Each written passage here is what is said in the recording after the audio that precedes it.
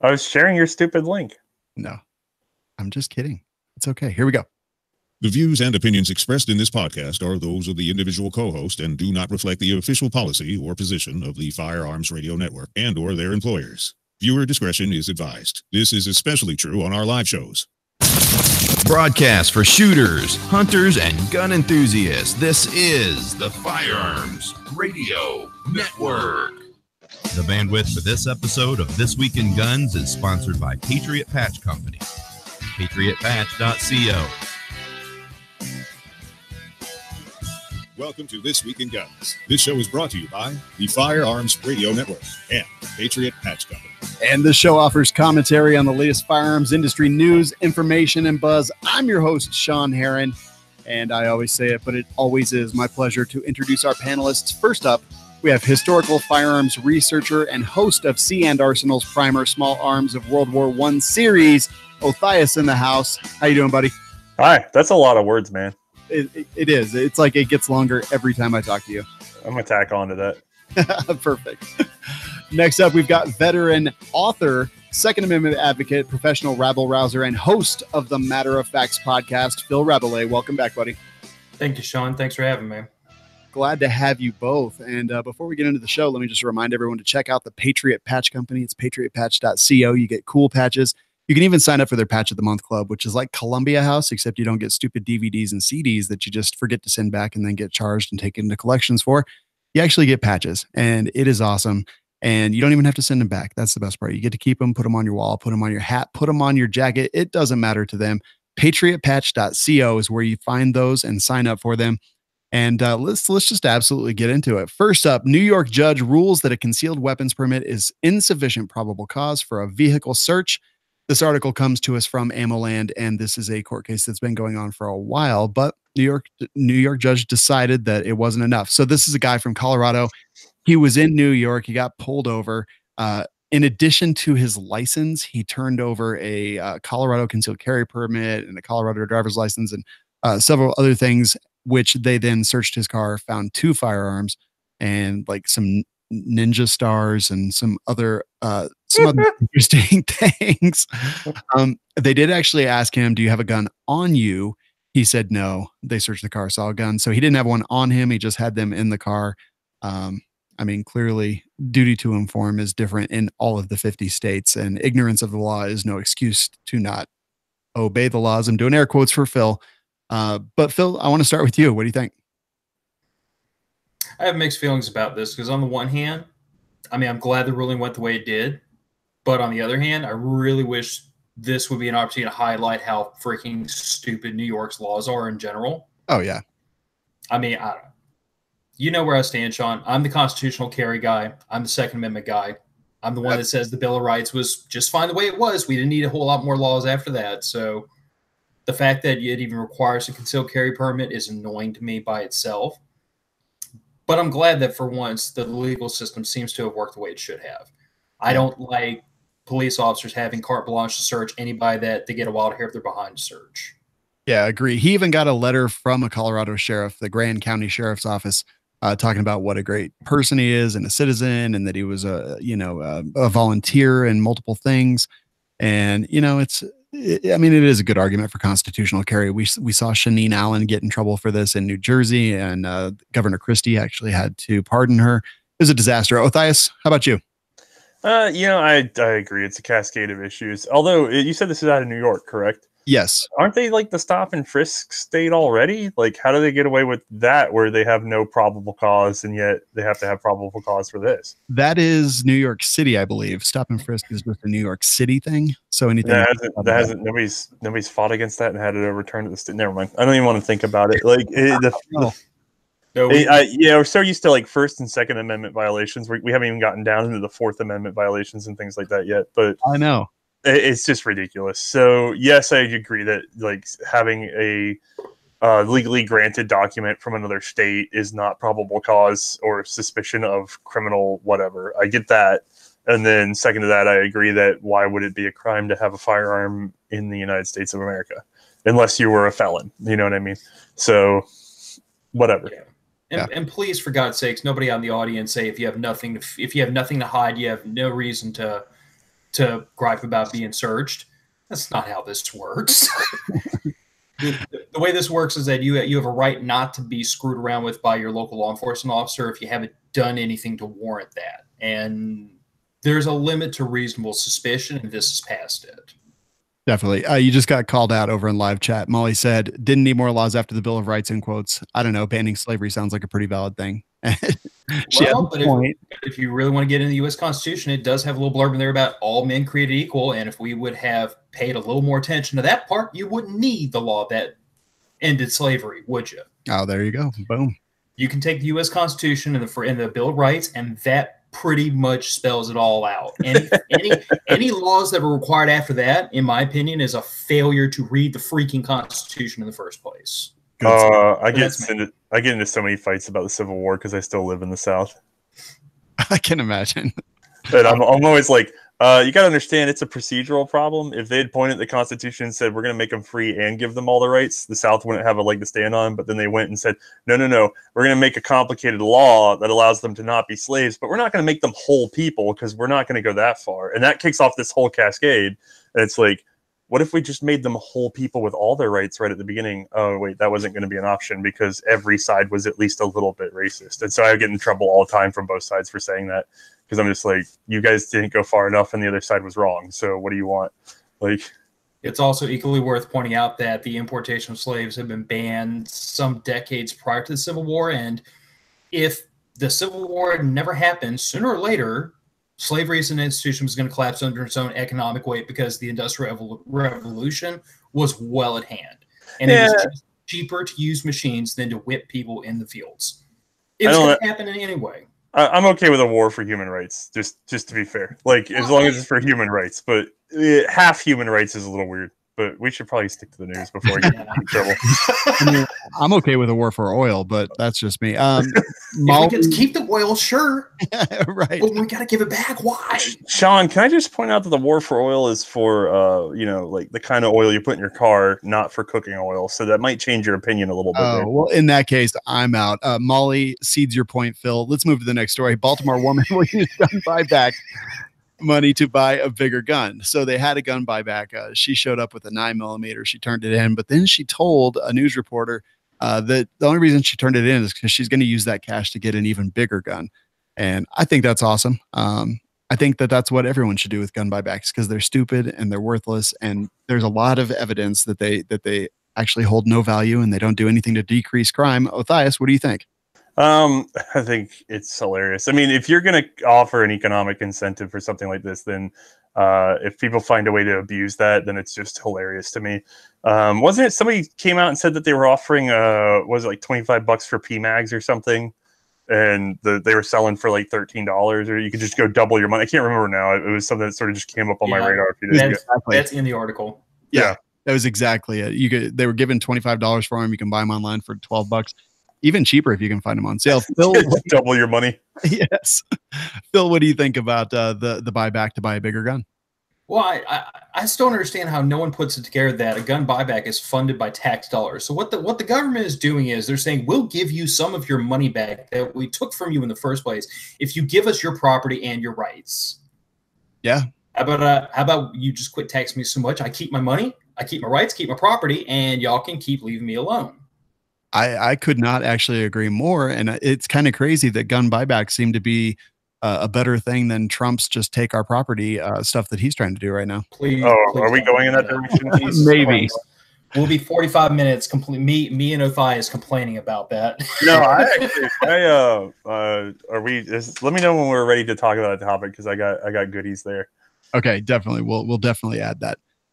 Next story, sex offender with 13 priors stopped by a good Samaritan with a baseball bat as he attempted to kidnap an 11-year-old. I always think about this kind of stuff. Baseball bat, what if there was a firearm involved? And I really don't want to add a whole much of editorial to this myself. I would like to hear your opinions. Othais, baseball bat, gun, whatever. I'm glad that they had some kind of weapon to stop this from happening. Well, I feel like we've gotten so far down the rabbit hole of like NFAs or any other weapons that we really haven't come around to the idea of really having a good, reliable helical mag semi-automatic baseball bat. So if we could just get that under control, you wouldn't have to make the decision between melee or long range fire. So that's really where my vote is. All right, I like it. Phil? He's talking. Just Yeah. look, beating the hell out of a potential pedophile is just clap. Give that good Samaritan a beer on me. Whoa. Due process. We should beat the hell out of confirmed pedophiles, not potential pedophiles. Yeah, I mean, but you're seeing right. how they were a registered sex offender With 13 priors. with But- 13 priors. Okay, so how do you have 13 priors as a sex offender and still just like where are we at with that? Yeah. Because we can't keep them in jail for too long because we have to make room for all the really scary people, like the people that get caught with a dime bag in their pocket. Exactly. Fair. Yeah. Unless you're in California. And we'll talk even a little bit more about that later. GoFundMe campaign exceeds goal for disabled 8-year-old whose hunting gear was stolen. This is, just a little kid, 8 years old. He's disabled. He was paralyzed in a car accident in 2015, I believe. Someone stole his like hunting blind and like all the stuff that was inside of it. He went online. He was mad about it. And a GoFundMe campaign was created and they raised more than his goal of goal was $4,750, I believe. They raised $4,800 in less than 24 hours. I think that's great, but I also think that GoFundMe, we kind of saw earlier this year with the couple that had helped the homeless guy and raised just tons and tons of oodles of money for him and then never given it to him. So I kind of don't trust that.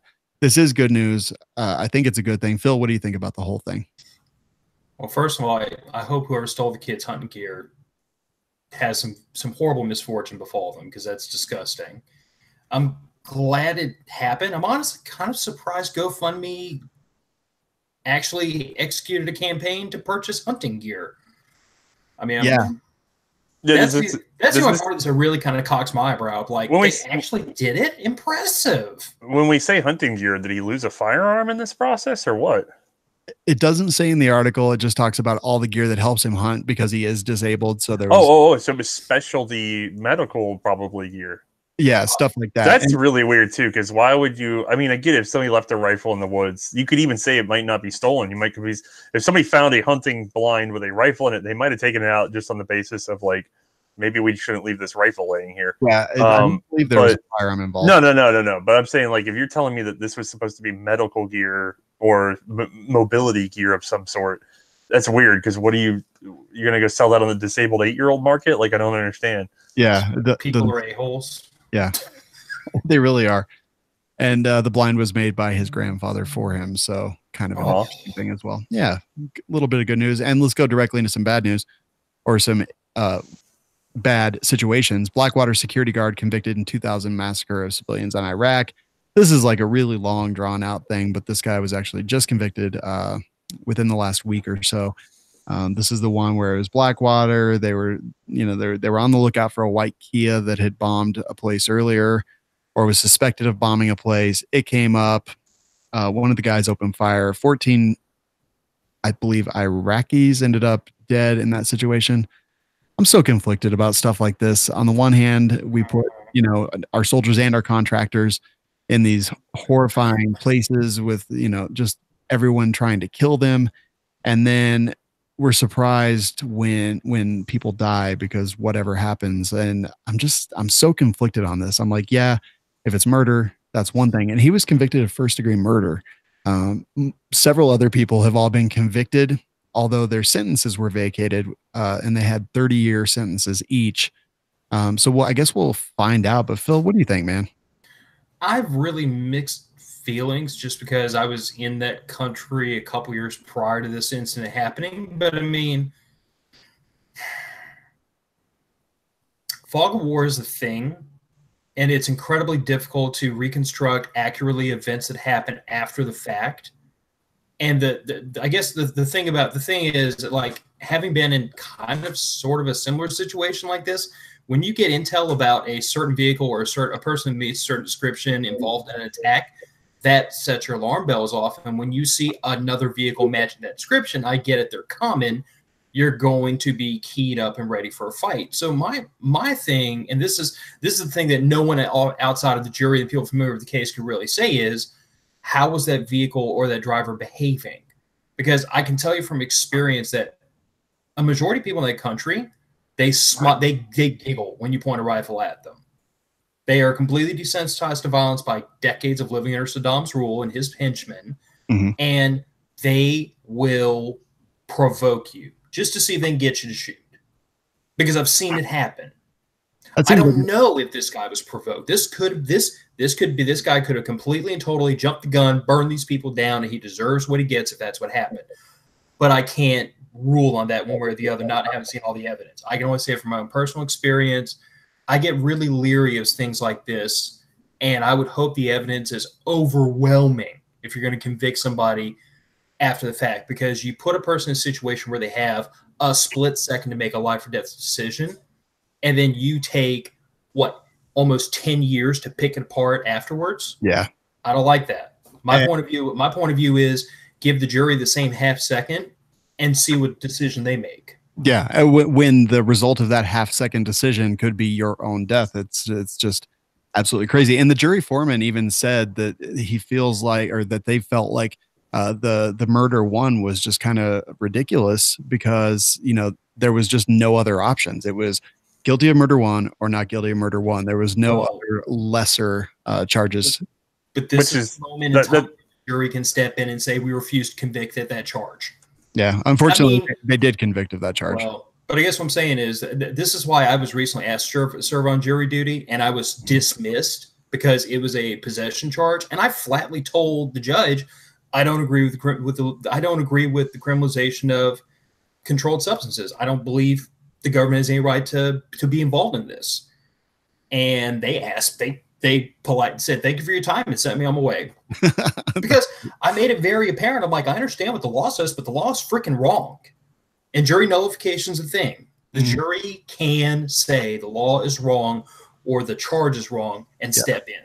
They didn't, but they could have. Yeah, they don't inform juries of that as well as they could too. So in situations like this, where at best you should be pushing manslaughter, and they come up with these heavy charges. I mean, we've seen people.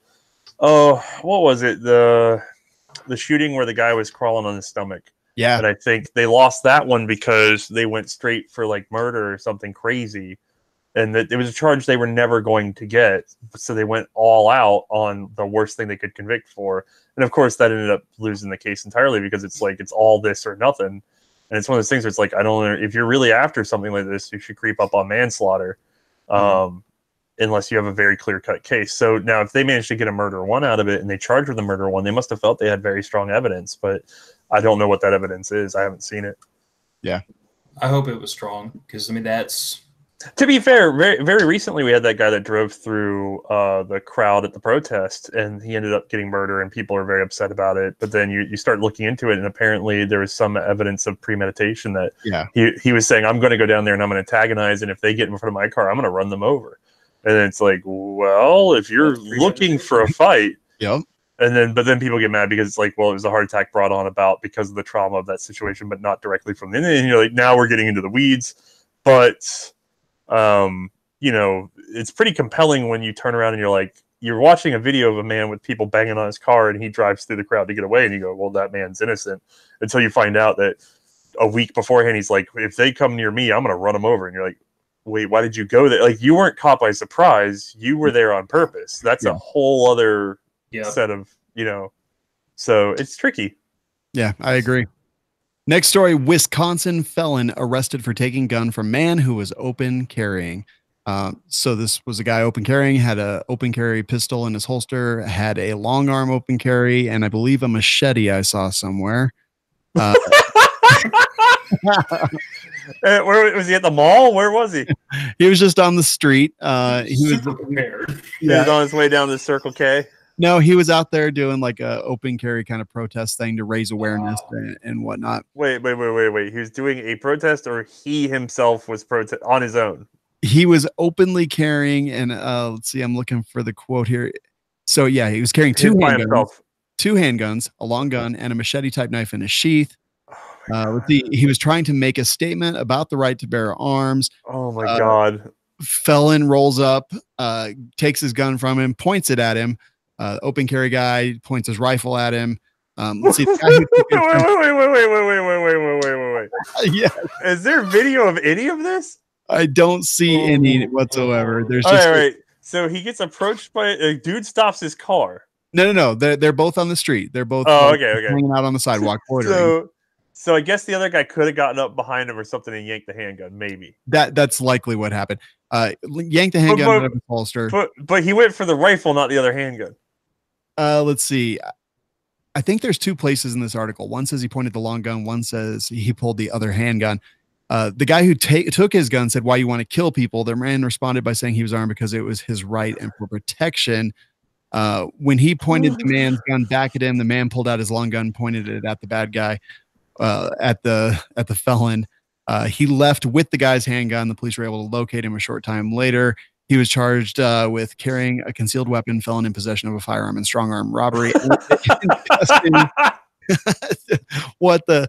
I don't even know. So it must have been an unloaded or at least not like ready. Like it must not have been a chambered handgun because otherwise you'd think you would have opened up like right away the minute the maniac grabbed your handgun, right? Like yeah, he must not have had one in the chamber because I don't. If it had gotten that far, I don't think I could have kept my finger off. Like I would have been like, whoa, you know what I mean? Yeah, I mean, well, what is it like? Were you in fear for your life? Did he have? Were you in jeopardy? Did he have the ability? Was there the opportunity? Those are the precursors for using lethal force. I think that someone grabbing your gun, pointing it at you, meets all of those requirements. Yeah, that's a whole other level away from any sane response. I mean, I get the dude walking around with the two handguns and the long gun and the machetes, not looking like the normalest dude on the block, but by the time the person who walks up to that shit show, and then grabs one of the guns to escalate the situation, that guy's on a whole other level. Like, well, his last name is Bogus, so like, I feel like it's like you think you're crazy. Let me show you crazy. Yeah, look at his mugshot. I mean, his name is Melvin Bogus. I don't normally say criminals' names on this show, but I think it's important in this case just because the last name cracks me up. Oh, I'm not a proponent of open carry. I'm not a proponent of actually open carrying. Like, I love that it's our right. I don't care when people do it. I don't mind when people do it. When they do it, I'm like, hey man, that's your business. I don't do it for my reasons. But I don't ever want it to stop. And I know that the people who are like, oh yeah, open carry is like a horrible thing. And it scares people and someone's going to grab their gun and do that. Like, this is an outlier. This is not proof that those opinions are correct. This doesn't generally happen. Sure, it can make you a target. Sure, you could end up in a situation like this, but it doesn't prove that open carry is a bad thing. Phil, what do you think? Oh, Jesus Christ. First of all, open carriers out there in the audience, please listen to me. Get a freaking retention holster. There you please. Go. Something. Get a duty holster. I don't care what brand. I don't care how much they cost. If you're going to carry a gun in plain view, please get a GD retention holster, please. Counterpoint, you don't want anything dragging you down on the draw. So you really want to get like a Halloween. No. Go to Lowe's. You get the painter's bucket for putting your brush in. You just hang that handle right over your belt. And honest to God, oh Christ, someone is going to take you seriously. Half Crisco, half butter, Sean, and that way it's just really loose in there. And honestly, if you let it get room temperature, it's going to firm up a little bit. That'll hold the gun a bit. You just cram your hand down in that KY jelly looking thing that you got on your hip, and if you can hold on to the gun, good, because otherwise it may carry two guns. Because when you draw the first one, it's going to be so fast you might just throw it behind you, and then just pull the second one out though if you screw up. But what about this? What about this, guys? Honestly, if you're out there and you're making a statement by open carrying, you're probably not carrying one in the chamber anyway. Why not? Because I don't know. I see a lot of futtery around not carrying in condition one. So I carry the keyword. I'm gonna open carry with the empty chamber, and then I'm gonna concealed carry with the live chamber to shoot the guy that takes my open carry. There you go. I mean, truthfully, I don't open carry, even though I am like a very vociferous defender of that right. And in certain contexts, I fully support open carry, like, show force, Patriot stuff, Minutemen type of stuff. But then again, I am the prepper in the group. So most of the time when I talk about open carry, it's because I want people to see I have guns and I want you to go somewhere else and not bother my area of operations. But if you're going to open carry, please, for God's sakes, practice some weapon retention. Please get some training. Don't make the rest of us look like morons, please. I agree, man. Yeah, it's always going to be that. I'm not even saying like you can't open carry. It's your right. Go with your bad stuff. Just please don't make the rest of us look stupid doing it. So my opinion on open carry is that yes, there's always going to be the jackass, but I suspect that first of all, legally open carry should be constitutional. No, it's one of those things where open carry should be covered. It's very beneficial if you are good doing a mix of like suburban and rural, and you need to get out and do certain things, and you just want a statewide, safety on that one. Mm-hmm. It's very handy in very specific circumstances. Mm-hmm. It's also good if you accidentally expose your firearm concealed carrying because you can't get in any trouble because it's legal to have the firearm, period. Yep. And then actually in a unique situation, because I have, May and Susie around, Susie's very small. She can't really conceal carry a full-size handgun. So if she wanted to, throw on a light jacket with an open carried pistol, and if it happened to show, well, then that's easier on her. You know what I mean? Like she might want to project a little force in certain situations. You never know. But generally what you're going to see is people abusing that in terms of just being supremely rude, supremely alarmist. Although it would be interesting because you'd have a far better chance of catching felons with firearms because it's, that they would stupidly just go out and wear it as a felon and you just get them every time. I mean, they do it in a heartbeat. Mm-hmm. It's just one of those things it's supremely impolite in most contexts and a little unsafe in many contexts. However, I suspect that if we'd kept open carry, if we'd never sort of banned it in different states, I suspect about this time we'd be having the same thing we're having with general gun safety, which is that since the 1970s to now, we've come leaps and bounds in terms of, the basic rules and people's understanding of what they're responsible for without infringing on a right. Like the gun community itself is maintaining higher, safety standards culturally without any sort of law behind it. Yeah. Scroogle McDougal solved the problem for us, guys. He said, just carry a SIG P320, so when it slips out of your hand, it still fires at the assailant. Like I will say, like, I don't care if people open carry. I choose not to do it, and it's, that's my choice. I love their choice, but Phil, you're right, man. Just do it in a way that you don't make the rest of us look like idiots. To be fair, though, without open carry, how does anybody know that they bought a Kimber? Wow, I'm going to leave that one alone. California being sued for refusing to restore rights of felons whose convictions have been set aside. This comes to us from AmmoLand. I'm just briefly, people had their stuff vacated. They're good to go. In any other state or most other states, they would have their rights restored, no problem. California still says absolutely not. California is being sued for that. Finally, the Second Amendment Foundation, Alan Gottlieb. I think that's a great thing. Phil, what are your thoughts? California being California. Yeah. Where's the news? Yep, California absolutely detests the fact that common everyday civilians have the ability to exercise force in their own defense against anybody. And they are on a very well-known quest to make sure that as few people have that right as possible. California being California. Yep. Othais? Yeah, to me, I go even a step further because I think if it's a non-violent felony, I don't understand why everybody doesn't get their rights back right away. Like, I don't even understand why we suspend certain rights for acts of non-violence. Like, it's one of those things where I feel like we really lost the thread of that the number one indicator of violence is violence. And so that's what we should be focusing down on. We shouldn't just be going, look, this person likes to smoke weed or this person doesn't pay taxes or whatever it might be. If a person is, it's a human right. The Second Amendment is a human right. And so when you suspend that human right, it should be for a good reason. And that reason should be the violation of other people's human rights.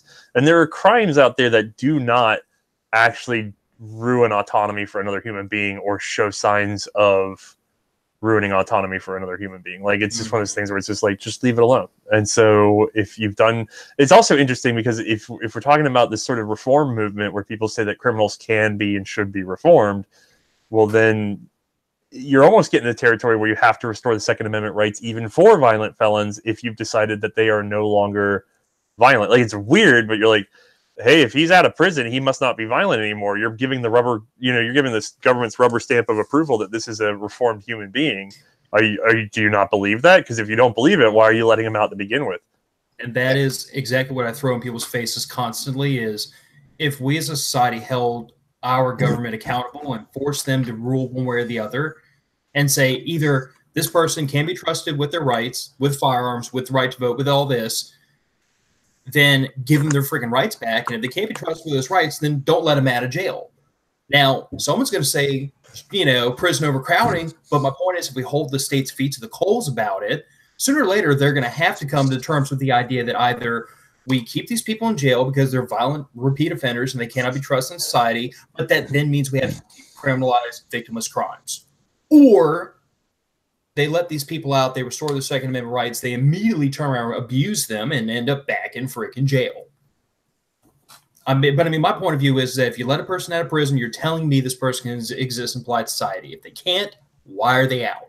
Yeah, to be fair, to fight my own point, there is a certain amount of I don't know what to call it. There's a certain amount of letting the leash out slowly, so again, non-violent crimes though, especially, I don't see why anybody's losing Second Amendment rights over non-violent crimes.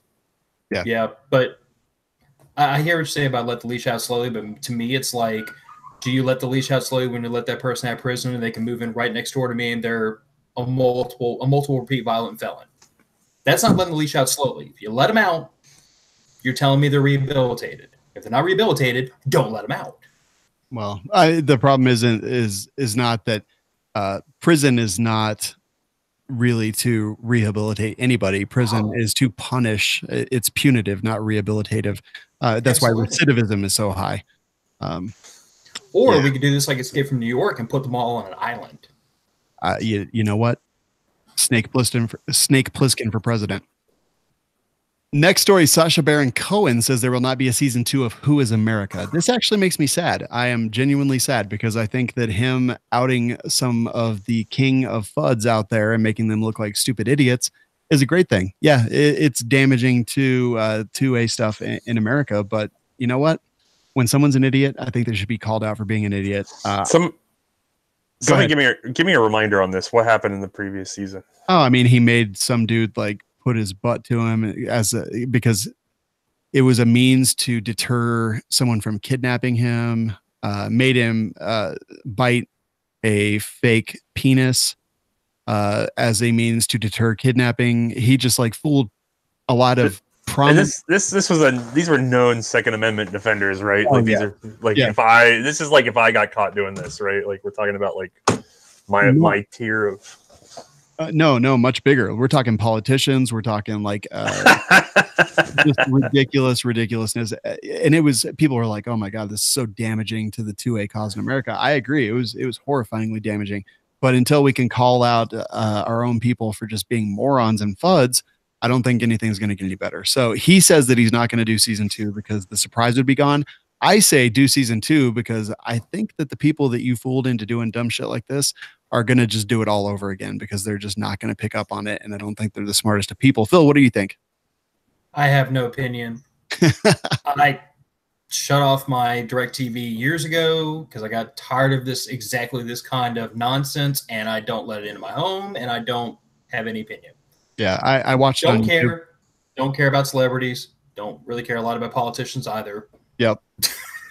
I loved this. I sought it out and watched it on YouTube because I thought it was great.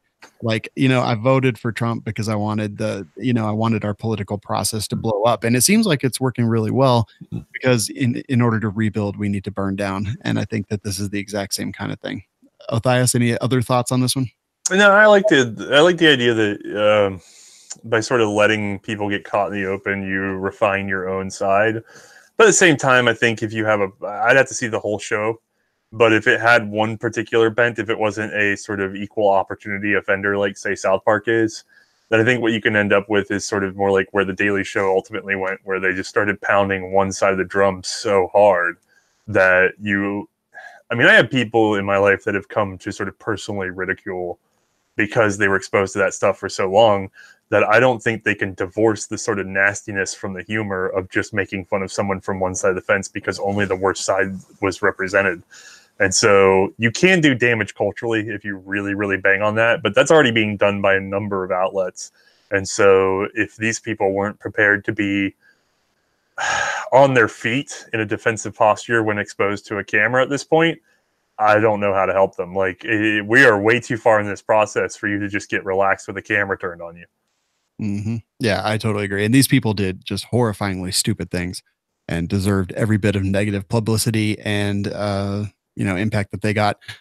LSU football players shooting that left one dead is being considered a self-defense shooting. These two LSU, Phil, close to home here.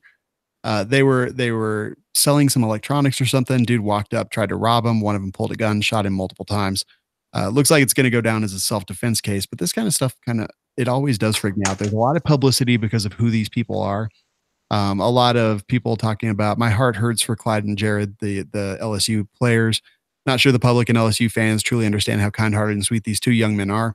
And, this is the reason that I have self-defense insurance. Second call defense is just stuff like this. Like, once you have to draw, these are clearly good kids from what I'm reading everywhere. I don't know the history of it, but clearly good kids tried to get robbed, felt like their life was in danger. There was ability, jeopardy, and opportunity, and they responded with lethal force. I think that's a great thing. But after you pull the trigger, like what happens next, that always does kind of freak me out. It looks like it's going to be self-defense. I'm glad that it's self-defense. Phil, what do you think? I mean, I'm eternally glad this does appear like it's going to be ruled self-defense, and hopefully these two kids manage to get past the financial and the legal ramifications of what happened that night. The only thing that I don't see addressed in moments like this, and I am eternally grateful that there are organizations like Second Call Defense that do step in to help with the monetary, blowback of something like this, whether you're going to defend yourself from a criminal suit or a civil suit. But the one thing I never see brought up is counseling for these people. Because, I mean, I can tell you from my own background being a military veteran, there is absolutely no way you go through a moment of life and death decision, especially one where you have to wield violence to protect yourself and end up taking someone else's life, and that not affect you on some level. You know what I'm saying? Mm-hmm. I mean, that could range from needing to talk it out with your local minister or your family, all the way to needing like hardcore counseling for the next 6 months and everything in the middle. That's just the only thing that I never see really brought up in moments like this. Is so true. You can have the best concealed carry insurance, under the sun. You can live in a very pro-gun state. You can live in a state like Louisiana. We have very, very, in my opinion, well thought out laws regarding the use of force. Mm-hmm. And if you don't go looking for a fight, you're usually going to be okay. Yeah. But I don't see enough caution being given to the fact that there is going to be some emotional blowback from this kind of thing. And I will can't discount that. Yeah, I totally 100% agree. I will say Second Call Defense actually does cover counseling after the fact, crime scene cleanup, all kinds of other things as well. Matthias, what do you think? A similar opinion, realistically. Like, the problem is you're coming at this, a lot of the articles are going to be like, okay, so these guys shot this dude. Did they do it on purpose? Was it self-defense? Blah, blah, blah. But the whole premise is, and it's the way the story is going to flow, is there was a shooting, what happened? And it's very hard because the people who were involved in the shooting, they know their motivations, they know what happened. And so if it turns out that it was a straight up murder, let's say, well, then that turns the whole narrative. Like, we have to play catch up to the narrative that was in their heads, right? Yeah. But when it's not a murder, it's not so fast with the off switch as it is with the on switch. So when it comes out that it's like, this is probably not a murder, you get the word probably. You don't get a lot of, this was probably a murder. We get a lot of, that was a murder, Yeah. And so it's really hard to come off that gas pedal.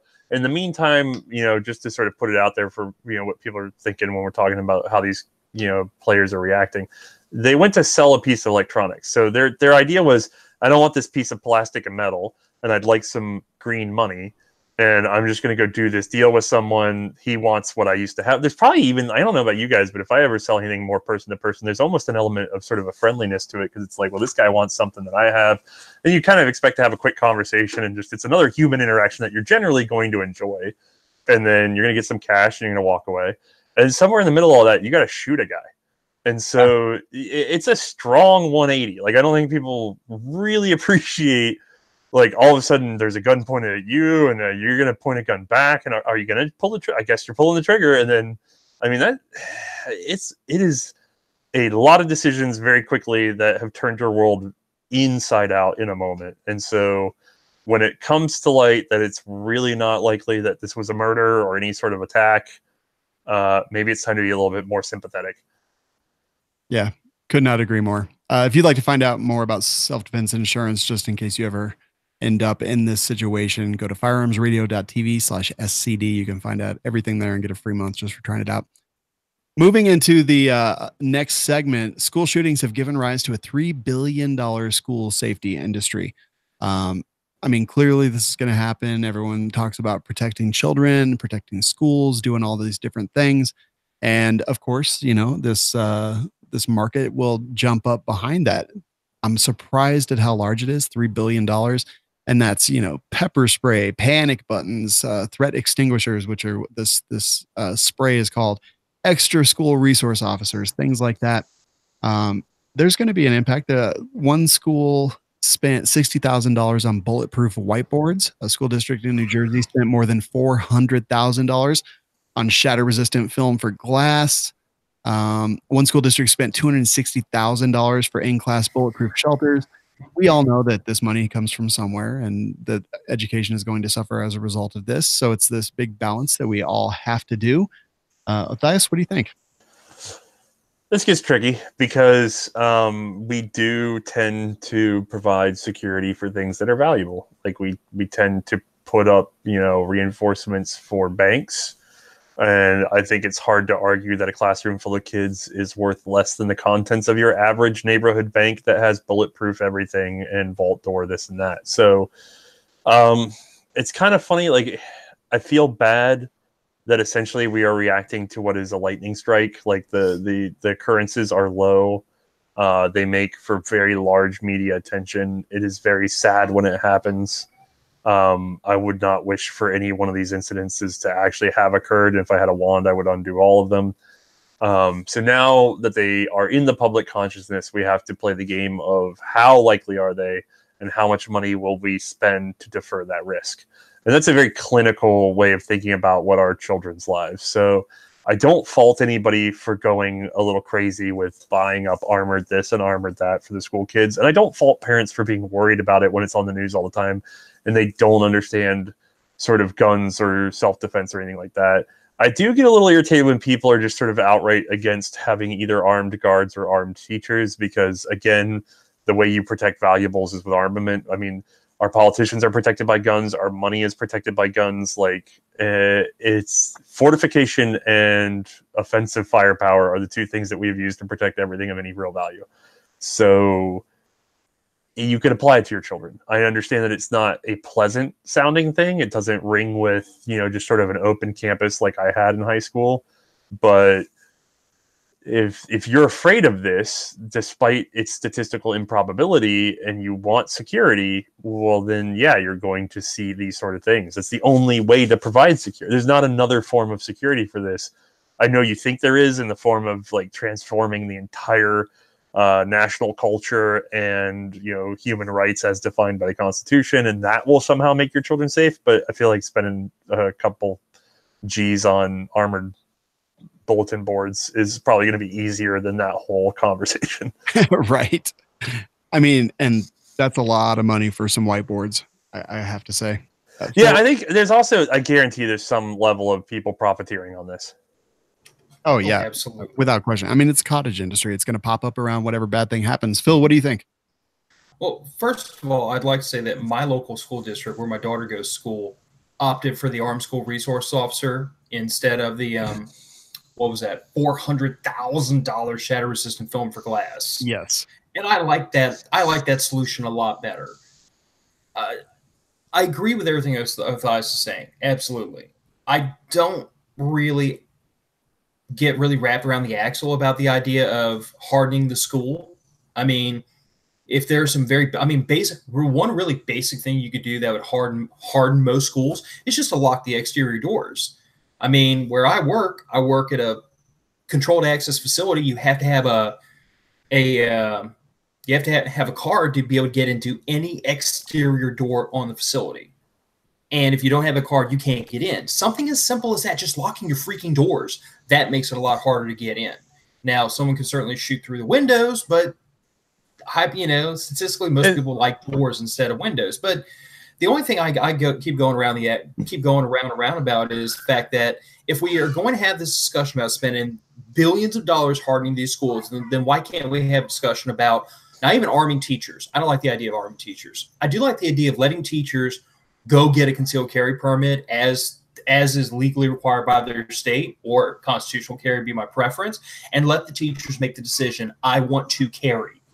Let them invest the time in the training and in the proficiency to be able to defend themselves and their children. Because my wife used to work at a school, that little lady would have had a friggin' handgun on her in a split second if it were legal. So yeah. I'm not saying go give every teacher a Glock. I'm just saying let the teachers do it if that's their will. And I think you'd be surprised. Most of them would probably take that responsibility on just to protect themselves. Yeah, I've been lucky enough to train a lot of teachers in both teachers and administrators in both force on force and medical. And I tell them, I'm like, don't go hunt someone down. Like, don't become a hunter in a situation like this. But I know that I'm telling them something that is falling on deaf ears. They are going to go. They take these kids' safety personally as their own responsibility, and they're going to go do what they're going to do. And I try to prepare them as best I can for that mission. Matthias, anything else on this one? No, it's just one of those things is I don't even know that hardening really works, because as far as I understand it, almost all these school shootings that people have become concerned about are a student already in the classroom. Like this, they already are, they are one of the potential victims as far as the plan goes. It's like the thing you are trying to protect suddenly starts eating the rest of the herd. Mm-hmm. And so there's not a lot you can lock. Like we're talking about locking the doors. That's fine for an outside threat. Bulletproof glass, fine for an outside threat. But in the very low number of these that have happened, they've been inside threats. And so it's sad, but the fastest way to solve this, the fastest way to stop one of these, and it's so sad, is to have someone stop the offending child. And that is just the worst decision anybody would have to make.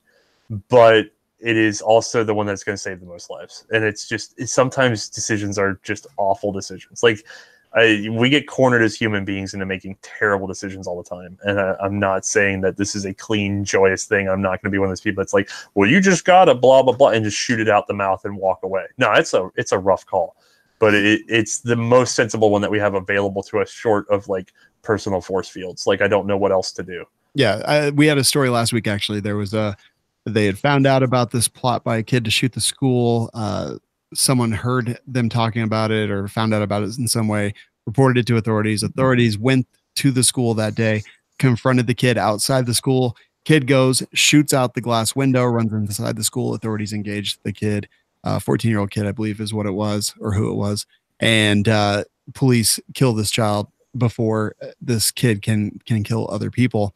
So in situations like that, I'm like, $400,000 on shatter-resistant glass kind of makes a little bit of sense. Would have stopped him from even getting inside the school, even though authorities were in an active gun battle with him already. So, yeah, I'm with you guys. I mean, you guys said everything else that needs to be said. By the way, that is a tragedy that even that happened. But could you imagine? It's so hard to count the numbers that didn't happen. Like, because that didn't have the same national attention as if that kid had managed to even get 6 of his classmates. Oh, yeah. And so, I mean, but he was going, I mean, that was going to happen. I need you to, like, if everybody that's watched an episode of friggin' Star Trek where somebody comes back in time and says this was going to happen, for some reason we can internalize that. When the TV on a fictional program tells us that there's an alternative future timeline, we can process that. But in the real world, we can never process that we're one decision away from a total tragedy. And in that situation, a tragedy of a much greater magnitude was prevented by an alert staff, an alert, interventionist policy at the school, and armed officers, like a combination of those things. Without question.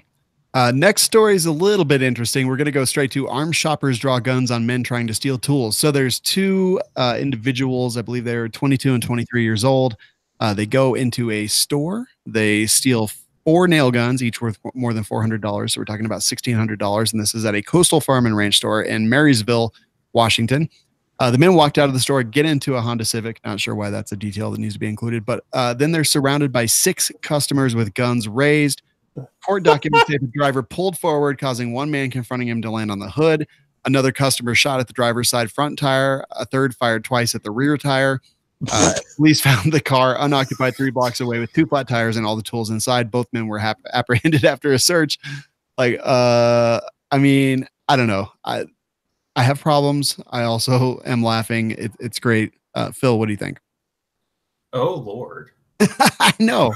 It's like, on the one hand, I'm like, a round of applause for these guys. Holy hell. How do we unpack this? Mm-hmm. First of all, okay.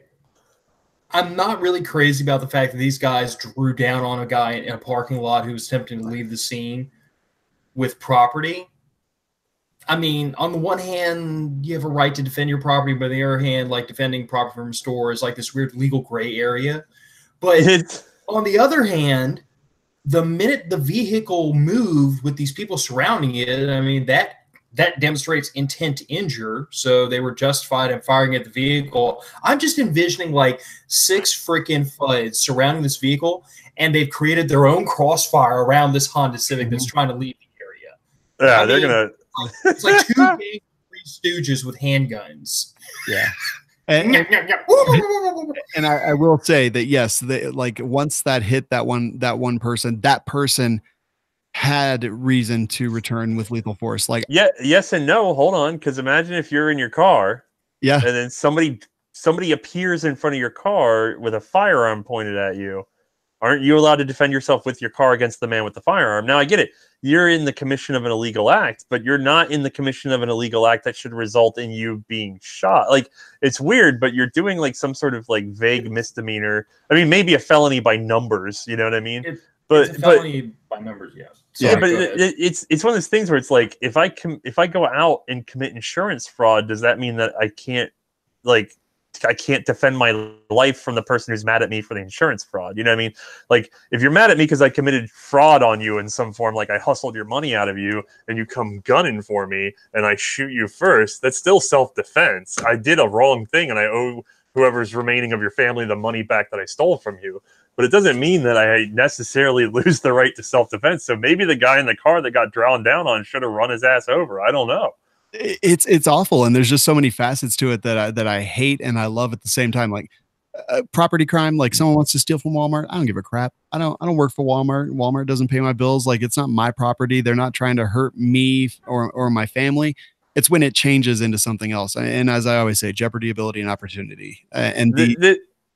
To me, it reeks that these guys thought they had it in hand. Like, I really think this is they would not think of it as vigilantism, but it was a level of vigilantism where it's just like, all right, we're going to show these guys. Yeah, we have all these guns and we're whatever. And then of course they went out there and it didn't, like, they thought they were going to point their guns and everything was going to halt.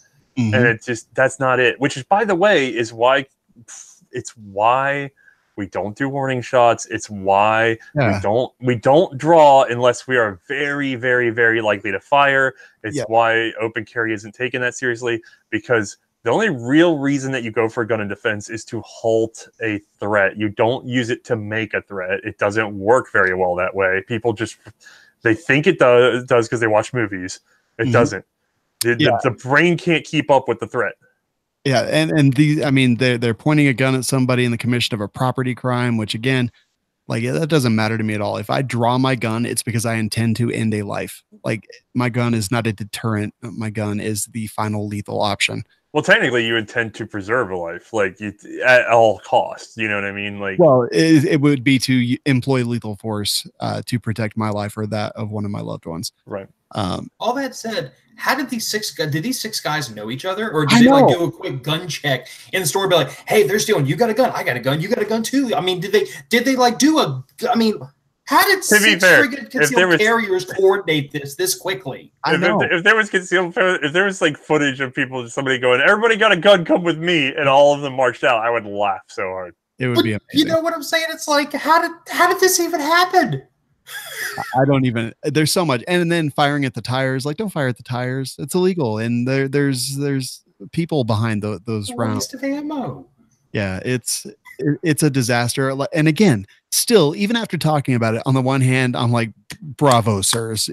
On the other hand, I'm like, you're all idiots, and you all made so many. Look, if you know, they're taking stuff like property, right? Like property. Who cares? Don't care. If you grab somebody's 11-year-old, okay, I'm gonna fucking I'm gonna draw. Like, oh yeah, That's baseball so bat, worthy. gun, whatever. that's a human being. That's a different thing.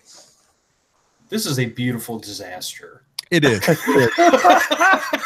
I know that a situation's good when I love it and hate it at the exact same time. I'm like, yeah, on the one hand, I want to shake all their hand and buy them a beer. On the other hand, I want to, like, you know, book them into class or something like that. I just, They are all the uncle you want at the party, but you don't want planning the wedding.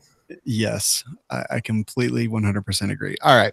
We are quickly running out of time. Let me just scan through. There's just New York Town seeks to infringe on kids' guns by hosting a toy gun buyback. This has happened before. It's nothing new. It's completely and utterly ridiculous. An inventor has created a new bump stock to circumvent the ban of, what was just actually signed. Supposedly.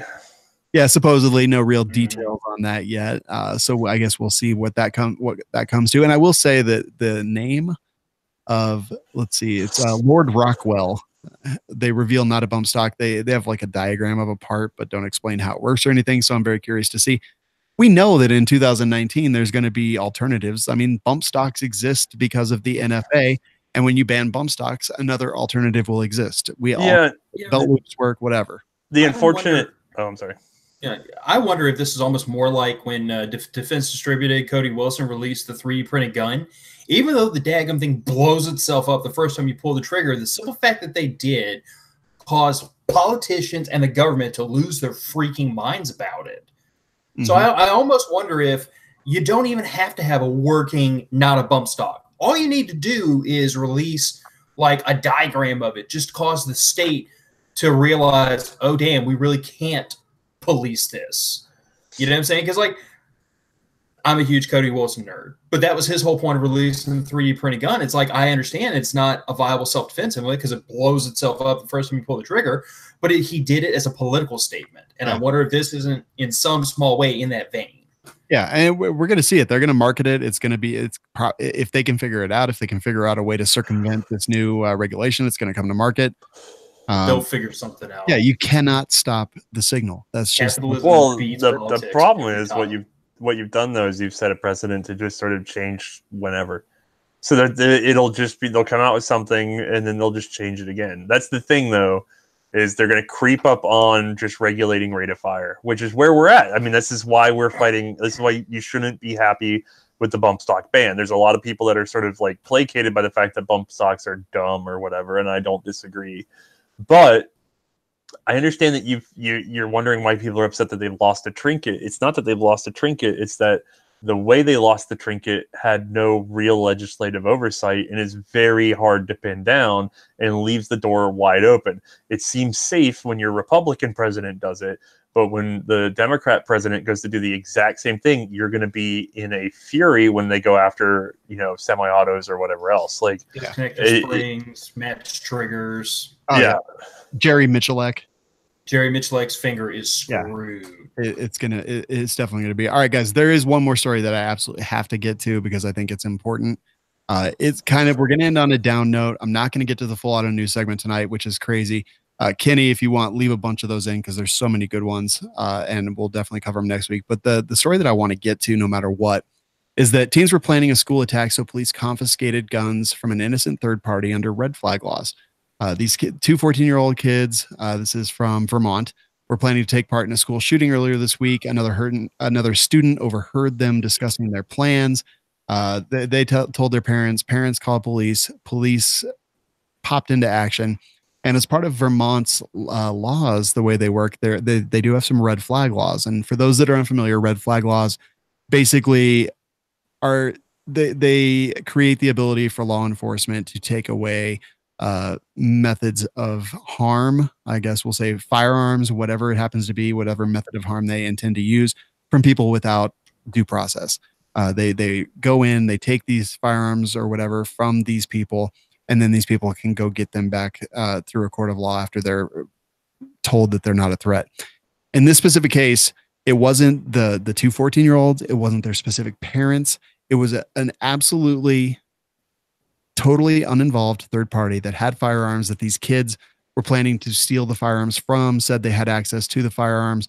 So they showed up at this person's home who literally probably had no idea whatsoever what was going on, what the plan was, or that they were the target of this theft, and removed all those firearms. And now this person has to go back and figure out a way to get their firearms from the government, the police, whatever it happens to be. And this is the exact reason that red flag laws, in my opinion, are an absolute travesty of justice. There's no due process. This is just because someone said they were going to steal them. Man, I don't even know. Othais, what do you think? This gets tricky because they're basically citing that they've got a statute where if you're a potential threat due to your owning of the firearms, then that's going to be, well, I get the kids said we can go steal this guy's guns. And they were locked up. I want to point out they were locked up, but apparently the kids somehow had access to them. Right. Well, we have obviously caught the kids before they could do anything. So why don't we just go talk to that gentleman about changing his locks? And that's it. Like, I don't understand why this needs any further pursuit. Like, is it that now some other kid will get the idea to go steal from specifically this uncle of somebody else? Like, there's no value in taking this man's gun away or guns or whatever, there's no value to it because the threat's already been halted. Like, it just seems like an extra step that's sort of punishing to stop who? Like, to stop what? It's already been named. Yeah. Like, the gun to take away, that if you're worried that somebody's going to steal a gun and then use it at the school, it's obviously not these guns. It's going to be somewhere you're not looking, like, you're already paying attention here. These guns are not going to be the guns. So there's no guns safer in terms of school shooting than the ones that have already been acknowledged as being part of the problem. Yeah. Yeah. It's crazy. Phil? Well, first of all, I do find it ironic because this is kind of how my book starts. But Othais, I'd argue that there is actually a reason to take this man's guns, and I'm going to do something that I historically don't do very often. I loathe assigning motive to action unless I can really determine it. But in this case, I'm going to assign a malicious motive to this. I think the whole intent of red flag laws is very similar, just to take guns from gun owners. I think the whole we're doing for people with self-protection is a smokescreen. I think the consequences of possibly having gun owners be killed by police officers, as has already happened in Maryland, doesn't even factor in these people's decision-making. I don't believe there's honestly any reason or any motive for these types of laws to be enforced or legislated other than just to take a few more guns from gun owners. So there may not have been a rational, reasonable reason to take this man's guns unless you just want to take guns from people, in which case this was the excuse. Yeah. I hate doing that because it sounds really tinfoil hat, and my tinfoil hat's right here outside the camera's view, by the way. But that's just the way I see it. There's no justification for red flag laws. There's no legal precedent to make them even remotely constitutional. There's no rational justification for them. No other right of ours is taken from us on simple suspicion or on simple hearsay, except this one. Yeah, I mean, these things, they can explain away, they can rationalize away the reason that they have them. But yeah, I don't disagree with you at all. The reason is to take firearms away because, what, I don't think that maybe the cops or what, I don't think every person in the entire chain thinks that, hey, I want to take their guns away. But I think that these kinds of laws, these ideas as they are shared, come from that kind of background. The people who actually have to enforce them, the judges, like, I don't know that they're 100% in on the reason, but I don't give them that out. Yeah, I mean, at a certain point, I don't give law enforcement officers the out of saying I'm just doing my job or I'm just forcing the law. Oh no, because the law is egregiously wrong. I suspect that it comes in three parts. One is the grabber, and they can have this finger. Two is going to be the cover your ass people. And then 3 is sort of a version of that, which is that going the other way will make you unpopular socially, but being a grabber, going with the grabbers, there's almost no fallout for you. Like it affects you in no way. So you end up with people just marching along with the grabbers who represent a smaller portion because they are not subjected to the social pressure. They're not subjected to the hate. They are not subjected to any sort of punishment, and it doesn't ever come back on them. And so those people end up just marching along with everything, and this is how this stuff gets done. Yeah. So it's a song as old as time. It's what you don't have to be a grabber. It can be whatever motivation. But when we talk about red flag laws, they're interesting because they're essentially a form of conservatorship, right? Like it's this idea that there's something wrong in your life that you are not in control of, so we are going to take your guns. Well, the problem is we have current issues in, especially like California, with just horrible homeless populations where they're there because of mental health, and they keep saying, oh, it's housing or this or that. No, it's mental health, number one.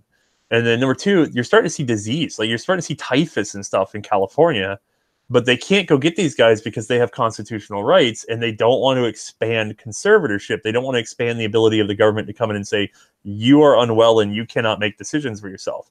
So they're perfectly willing to extend to the point of possible public outbreaks of disease, epidemics, in order to protect the rights of homeless people who are just literally crapping on the streets and attacking people.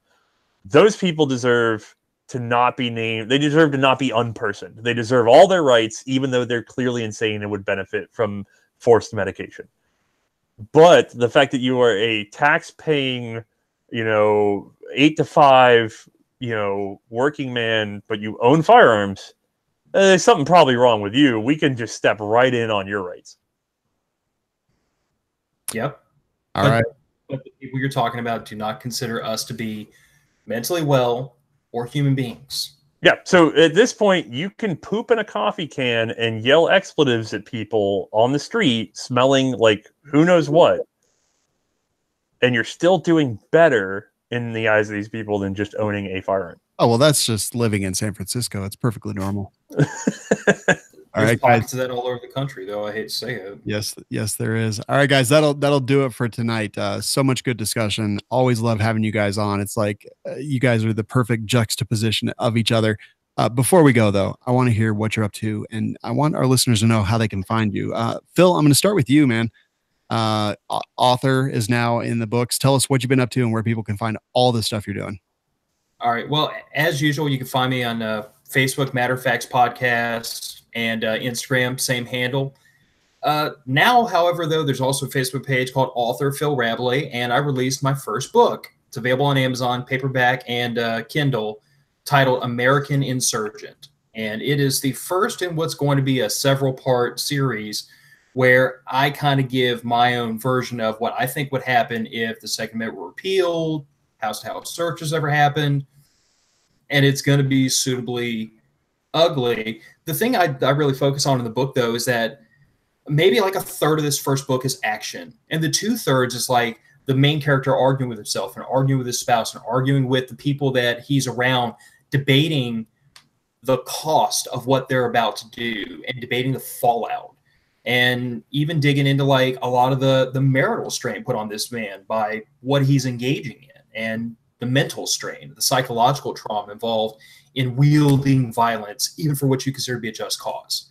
I really went out of my way to make this book more about the emotions and the relationships than the action, even though there's a bit of action involved. But if anybody's interested, you can get the first 3 chapters on Kindle for free if you just download a sample. If you think it's worth reading, I'd appreciate you reading it. That's awesome, man. I'm actually very, very interested in this topic. I'm very interested in the response because so many people are they can pry from like cold dead hands, but I do not believe most of those people. So I'm very interested to see how you explore this really difficult to talk about topic. And man, I can't wait. Like I said, I bought it. I haven't read it yet, and I'm really excited to do so. Yeah, like I said, I think that same thing we talked about earlier with this story.